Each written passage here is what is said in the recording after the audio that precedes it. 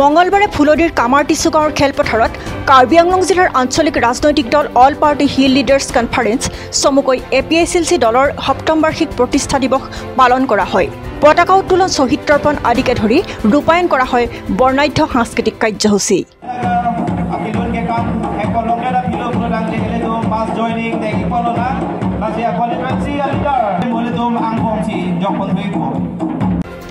সভাত মুখ্য অতিথি হিচাপে উপস্থিত থাকি ৰাইজৰ দলৰ সভাপতি তথা শিৱসাগৰ সমষ্টিৰ বিধায়ক অখিল গগৈয়ে কৰে গুৰুত্বপূৰ্ণ মন্তব্য। উল্লেখ্য যে কাৰ্বি আংলঙত দীৰ্ঘদিন ধৰি অব্যাহত থকা কয়লা খনন বন্ধ কৰাৰ লগতে ৰাজ্যৰ মুখ্যমন্ত্ৰী ডক্টৰ হিমন্ত বিশ্ব শৰ্মাক এই সন্দৰ্ভত CBI তদন্তৰো দাবী জনায় গগৈয়ে। এক্সিডেণ্ট হ'ল, সেই এক্সিডেণ্টটো হোৱাৰ কাৰণে গম পালে যে ডিমা হাছাও এলেকাত এনেকুৱা ধৰণৰ কয়লাৰ অবৈধ খনন চলি আছে। কিন্তু তাতকৈ বেছি ডাঙৰ অবৈধ খনন কয়লাৰ ইলিগেল মাইনিং চলি আছে কাৰ্বি আংলং। চলাই আছে তুলিৰাম ৰংহাং বাহিনীটোৱে। কাৰ্বি আংলঙত চলাই থকা যি অবৈধ কয়লা খনন, অবৈধ কয়লাৰ যে মাইনিং, সেই মাইনিংটো বন্ধ কৰিবৰ কাৰণে আমি দাবী জনাইছোঁ। অবৈধৰ যিটো কয়লা খনন সেইটো বন্ধ কৰিবৰ কাৰণে দাবী জনাইছোঁ আৰু এইটোৰ ওপৰত CBI এনকুৱাৰী দিবৰ কাৰণে দাবী জনাইছোঁ। আৰু মই অসমৰ মুখ্যমন্ত্ৰীক আহ্বান জনাইছোঁ যাতে অসমত কাৰ্বি আংলঙত চলি থকা যি অবৈধ কয়লা খনন তাৰ ওপৰত CBI তদন্ত দিয়া হয় আৰু অনতিবিলম্বে ইয়াৰ যি অবৈধ কয়লা খনন আছে তাক বন্ধ কৰাৰ ব্যৱস্থা গ্ৰহণ কৰা হয়।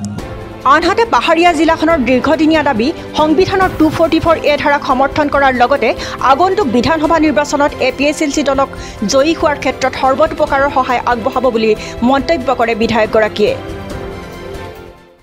মানে কাৰ্বি আংলং কাৰ্বি মানুহৰ মূল যিটো দাবী যে ভাৰতৰ সংবিধানৰ 244A লাগে, আমি সেই দাবীটোক সমৰ্থন কৰোঁ যে কাৰ্বিসকলৰ অধিক স্বায়ত্ব শাসন লাগে। কাৰ্বিসকল অসমৰ আটাইতকৈ পুৰণি অসমীয়া, প্ৰথম অসমীয়া, অসমৰ কলম্বাছ। বিষ্ণুৰাভ ভাই কৈছে যে অসমৰ কলম্বাছ প্ৰথম অসমীয়া কাৰ্বিসকলেই যদি অসমত যদি স্বশাসন নাপায়, নিজে নিজক শাসন কৰাৰ অধিকাৰ নাপায়, তেতিয়াহ'লে কোনে পাব? গতিকে 244A মই ছাপোৰ্ট কৰোঁ আৰু 244Aৰ কাৰণে হোৱা সকলো সংগ্ৰামক আমি অংশগ্ৰহণ কৰিম। অতি সোনকালে কাৰ্বি আংলঙৰ পৰা তুলিৰাম ৰংহাং বাহিনীক খেদোৱাৰ ব্যৱস্থা কৰিব লাগে। কাৰণ কাৰ্বি আংলঙৰ ৰাইজৰ যি মূল 6 শিডিউলৰ যিটো স্পিৰিট, সেই স্পিৰিটটো তুলিৰাম ৰংহাং বাহিনীয়ে হিমন্ত বিশ্ব শৰ্মাৰ ওচৰত বন্ধকত দি দিছে, দিল্লীৰ ওচৰত বন্ধকত দি দিছে। গতিকে অতি সোনকালে কাউন্সিলৰ যি ইলেকশ্যন হ'ব, এইবাৰ ইলেকশ্যনত আমি BJPক হৰুৱাব লাগিব। BJPয়ে কাৰ্বিসকলৰ অধিকাৰ কাঢ়ি লৈছে। APSLCক আমি জিকাব লাগিব।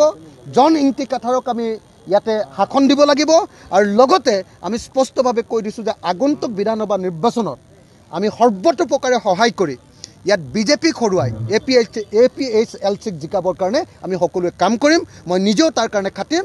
মই এই মুহূৰ্তত আজি APSLCৰ প্ৰতিষ্ঠা দিৱসত তেখেতসকলক আদৰণি জনাইছোঁ, শুভেচ্ছা জনাইছোঁ, অভিনন্দন জনাইছোঁ আৰু কাৰ্বিসকলৰ এই সংগ্ৰাম আগুৱাই লৈ যাবৰ কাৰণে মই আশীৰ্বাদ দিছোঁ। গগৈয়ে লগতে উল্লেখ কৰে যে কাৰ্বি আংলং স্বায়ত্তশাসিত পৰিষদৰ মুখ্য কাৰ্যবাহী বিষয়া ডক্টৰ তুলিৰাম ৰংহাঙক মুখ্যমন্ত্ৰী ডক্টৰ হিমন্ত বিশ্ব শৰ্মাই ATM হিচাপে ব্যৱহাৰ কৰিছে। সেয়ে আগন্তুক বিধানসভা নিৰ্বাচনত তুলিৰাম ৰংহাং নেতৃত্বাধীন চৰকাৰখনক আঁতৰোৱাৰ ব্যৱস্থা কৰিব লাগে বুলি মন্তব্য কৰে বিধায়ক অখিল গগৈয়ে। মানে কাৰ্বি স্বায়ত্তশাসিত পৰিষদ আৰু ডিমা হাছাও স্বায়ত্তশাসিত পৰিষদ, এই দুইটাক হিমন্ত বিশ্ব শৰ্মাই আমাৰ দিছপুৰে মানে সদায় ATM হিচাপে ব্যৱহাৰ কৰি আহিছে। এই দুটা একদম ATM আৰু যেতিয়াই দৰকাৰ হয় তাৰ পৰাই পইচাটোও মাৰে, যেতিয়াই দৰকাৰ হয় সেইটো কৰে। গতিকে মই ভাবোঁ যে হিমন্ত বিশ্ব শৰ্মাৰ ATM ৰূপে আমাৰ কাৰ্বি স্বায়ত্তশাসিত পৰিষদক আৰু ডিমা হাছাও স্বায়ত্তশাসিত পৰিষদক ব্যৱহাৰ কৰিবলৈ কেতিয়াও দিব নালাগে। তুলিৰাম ৰংহাঙৰ আৰু দেবুলাল গাৰোৱাৰ এই যিটো জাতিদ্ৰোহী, তেওঁলোকৰ নিজৰ জাতিৰ প্ৰতি যি অন্যায়, সেই অন্যায়টো আমি সকলোৱে বিৰোধিতা কৰিব লাগে। মই আকৌ এবাৰ এটা কথা কৈছোঁ যে আমি 244A ছাপোৰ্ট কৰোঁ, কিন্তু কাৰ্বি আংলঙত থকা কাৰ্বি ৰাইজে অন্যান্য খিলঞ্জীয়া মানুহক ইয়াত কিন্তু অধিকাৰ প্ৰদান কৰিব লাগিব। এখন ৰাজ্য, এখন ঠাই কেৱল এটা জাতি মানুহ বসবাস নকৰে। কাৰ্বি আংলঙতো অকল কাৰ্বিসকল বসবাস নকৰে, অন্য যি খিলঞ্জীয়া জাতি জনগোষ্ঠী আছে তেওঁলোকৰ প্ৰতিও সমান অধিকাৰ আৰু সমান মৰ্যাদা তেওঁলোকে পোষণ কৰিব লাগিব। সেইটোৰ বাহিৰে বাকী চব আন্দোলনতে মই তেওঁলোকৰ লগত আছোঁ।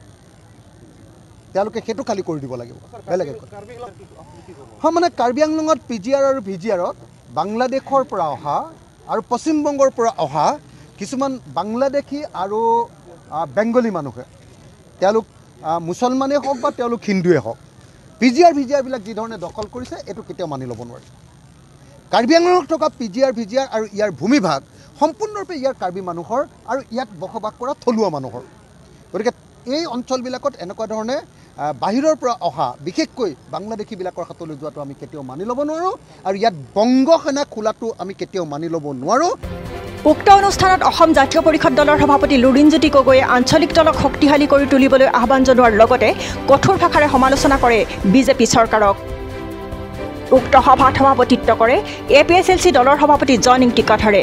আনহাতে প্ৰতিষ্ঠা দিৱসত উপস্থিত থাকে জিলাখনৰ খিলঞ্জীয় জনগোষ্ঠীয় ৰাইজৰ লগতে APSLC দলৰ কৰ্মীসকল। News desk report SN digital media Guwahati.